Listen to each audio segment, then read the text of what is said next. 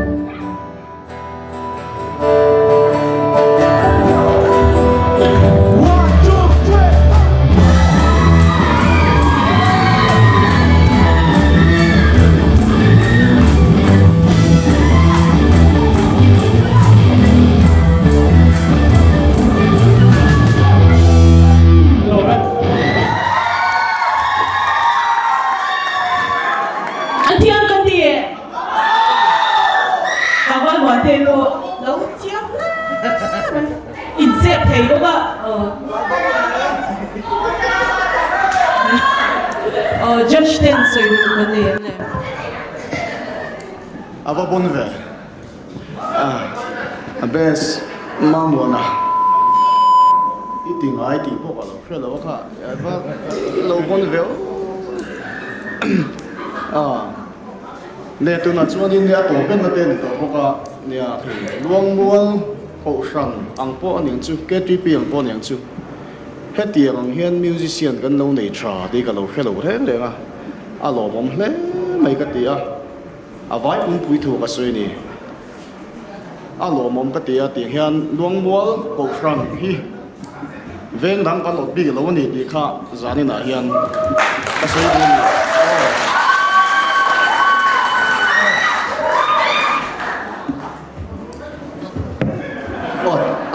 zone nói số mấy em cần tỷ lệ gần nhận in thiềm không khúc mèo thì Dr. Liu khá phê đi sao cái gì Andrew mo em bỏ xe cái lá hít cái lỗ ngay tấm lỗ ngay này thì cái lỗ bài hát tụt lỗ thế bỏ nha cả số in laron sakha nal ti lo reng cái này đó tu này in ti po khan nal view mấy tin acoustic này ni ron ti tel kha tang da ya i akomon lo wa i hey tin guitar solo po kha hey cái điều mà ti về lại xuân đủ chân ha zu de về na sit al ma ju phơi đấy này nó có câu về anh giúp cái gì đó thì tôi sẽ làm đi giúp cái thiết cái mình muốn có ba thì là tụ tổ cả đi giúp thì cái gì đi mà như chẳng riêng một cả thì cái này một thì cùng bao giờ này sẽ tập thì cái đủ không biết và thì riêng điều thì mà đi sau này thấy có ai một cái hệ đấy